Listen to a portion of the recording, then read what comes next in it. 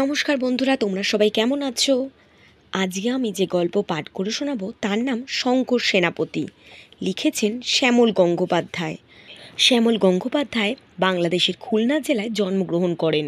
তিনি কিছু বছর সাংবাদিকতার সাথে সাথে লেখালেখির কাজও করেন।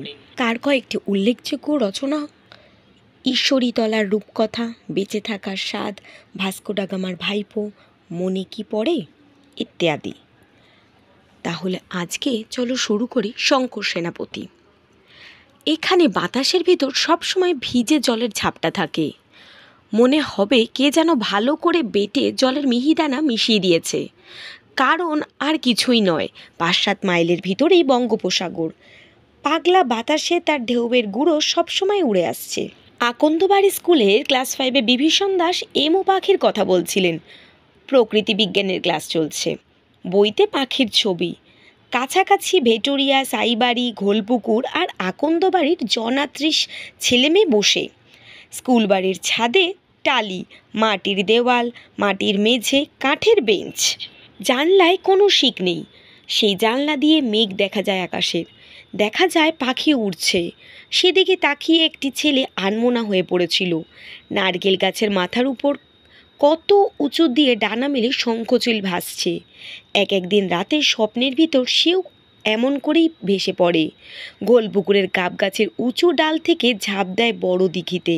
সেদে জলে না পড়ে সে পাখির মতন ভাসছে। ডানার বদলে 2 হাতে বাতাস কাটে। বাতাস যেন জল পিছনের দুপা ঠেলে দিয়ে আরও এগিয়ে যাচ্ছে, উঁচুতে আরও উঁচুতে, অনেকটা ওই শঙ্খচিলদের মতোই। এই শঙ্কর, শঙ্কর! চমকে উঠল ছেলেটি। এতক্ষণ যেন সে ক্লাসের বাইরে শঙ্খচিলদের সঙ্গেই আকাশে উড়ছিল। থতমত খেয়ে উঠে দাঁড়িয়ে বলল, হ্যাঁ মাস্টার মশাই। বিভীষণ দাস প্রায় ভেঙচে উঠে বললেন, হ্যাঁ মাস্টার মশাই, খুব মন পড়াশুনোয়। চোখ কান কোন দিকে ছিল এতক্ষণ? কি দেখছিলে? শঙ্কর একদম চুপ। স্কুলের সামনে ধান খেতে রোয়া ধান সবে মাথাচাড়া দিয়ে উঠেছে। ঘন সবুজ আর লাইন দিয়ে রোয়া। তার উপর এইমাত্র একখানা মেঘের ছায়া পড়ল। ছায়া সরে যাচ্ছে আর সেখানে রোদ এসে ঢুকছে। বিভীষণ দাস চটে গিয়ে বললেন, কি দেখছিলে বাইরে? শঙ্কর ঘাবড়ে গেল। শঙ্খচিল মাস্টার মশাই, আকাশে। ও, শঙ্খচিল! আমি কি পড়াচ্ছি বলো তো? এমু কথাটা একবার তার কানে ঢুকেছিল। শঙ্কর তাই বুক ঠুকে বলছিল, এমু পাখি মাস্টার মশাই। এমু পাখি দেখেছো কখনো? হ্যাঁ মাস্টাই। এদিকে সবাই মাস্টার মশাই কথাটা তাড়াতাড়িতে বলে মাসাই। কোথায় দেখলে? ঘোলপুকুরে বড় দিঘির পাড়ে সবেদা গাছের ডালে এসে বসেছিল। সবেদা গাছের ডালে এসে বসেছিল? কেমন দেখতে সে এমু? শঙ্কর বুঝল কোথাও একটা বড় ভুল হয়ে যাচ্ছে। তাই মাস্টার মশাইয়ের কথায় ঠাট্টার সুর। তবু তার যেমন মনে পড়ল তেমনই সে বলল, খুব গাঢ় ছাই রং মাস্টাই, বাজ পাখির চেয়েও চওড়া বুক, উড়ে গেলে ডানায় বাতাস কাটার শব্দ হয় জোরে। এমনি অন্য পাখিরা তখন ভয়ে সরে যায়। ভয়ে সরে যায়? বলি, এটা কি পঞ্চানা নপেরা পেয়েছো? বানিয়ে বানিয়ে যে পাঠ বলে যাচ্ছ খুব। সারা ক্লাস হাসিতেই ফেটে পড়ল। বিভীষণ দাস কড়া মাস্টার মশাই গম্ভীর গলায় বললেন, এমো পাখির বাসস্থান আন্দিজ পর্বতমালা। 3 বছরে একবার মোটে 2টো করে বড় বড় ডিম পাড়ে। সে কোন দুঃখে এত দূর দেশ থেকে গোলপুকুরের বড় দিঘির পাড়ে সবেদা গাছের ডালে এসে বসবে? হ্যাঁ? আর এমো হলো দৌড়বাজ পাখি, খুব দৌড়য়, উড়তেই পারে না। গোলপুকুরে তুমি এমো পেলে কোত্থেকে বলো? বলতেই হবে। শঙ্কর মুশড়ে বলল, কিন্তু তার মনে হচ্ছে সে দেখেছে। ক্লাস শুদ্ধ সবাই ফিকফিক করে হাসছে। কোথায় দেখেছে? দেখে থাকতে পারে, তবে কি প্রকৃতি বিজ্ঞান বইয়ের ছবিতে দেখল? না।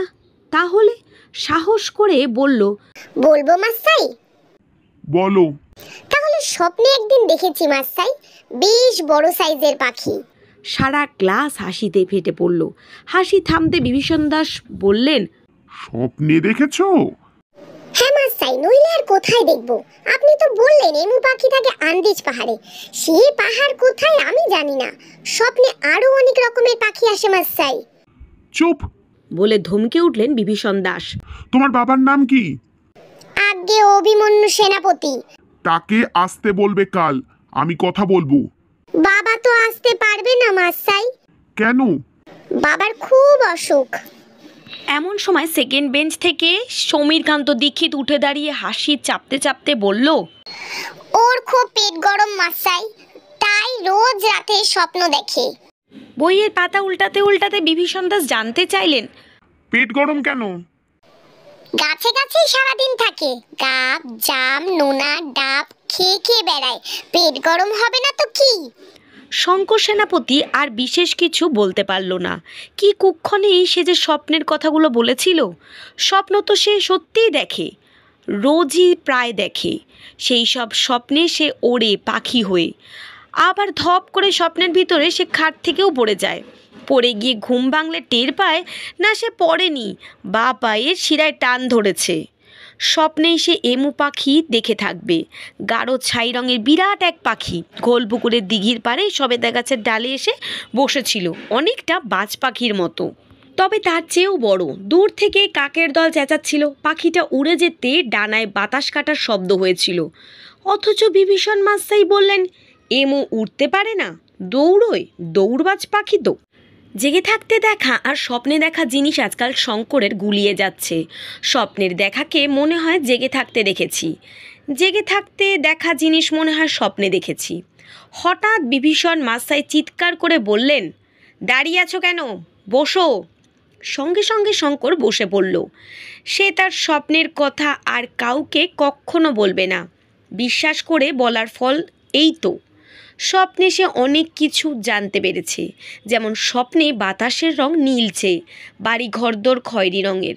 স্বপ্নে ধাক্কা খেলে কিংবা গুঁতো খেলে কখনোই ব্যথা লাগে না, অনেকটা যেন ঘোলপুকুরে বড় দিঘিতে ডুব দিয়ে মাটি তোলার পর ভেসে ওঠার মতো। আপসে ভুস করে ভেসে ওঠা যায়, জলের নিচে পোতা বাঁশ গা ঘেঁষে গেলেও টের পাওয়া যায় না। বিভীষণ মাস্টারমশাই বলছিলেন, পাখি দেখবার জন্য যখন মাঠে বা বাগানে ঘুরবে তখন খুব সাবধানে পা টিপে টিপে চলবে, যেন পায়ের শব্দ না হয়। জামা কাপড়ের রং শুকনো পাতার রং বা জলপাই রঙের হলে ভালো, এই রং গাছের পাতার সঙ্গে মিশে থাকে। বেগুনি রঙের জামা পরলেও ভালো, পাখিরা বেগুনি রং দেখতে পায় না। তন্ময় হয়ে শুনছিল শঙ্কর। হঠাৎ মাস্টারমশাই তার দিকে তাকিয়ে বললেন, শঙ্কর সেনাপতি। হ্যাঁ মাসাই। বলে তড়িঘড়ি উঠে দাঁড়ালো শঙ্কর। তুমি তো গাছে গাছে ঘোরো। একগাল হেসে ফেলল শঙ্কর। তা মাসাই। তুমি তো অনেক রকমের পাখি দেখো, তাদের কথা বলতে পারো? বিভীষণ মাসাই যে তাকে এমন একটা কথা বলবেন তা সে ভাবতেও পারেনি। সে লজ্জার সঙ্গে বলল, মাছরাঙা, আর হাড়ি চাচা, ডৌখোল, পানকৌড়ি, তিতির মাসাই।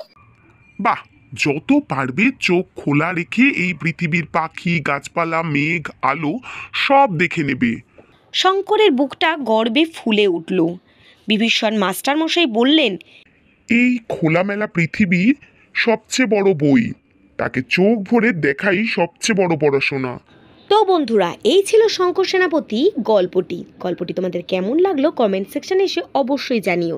দেখা হবে পরের ভিডিওতে, ততক্ষণের জন্য বিদায়।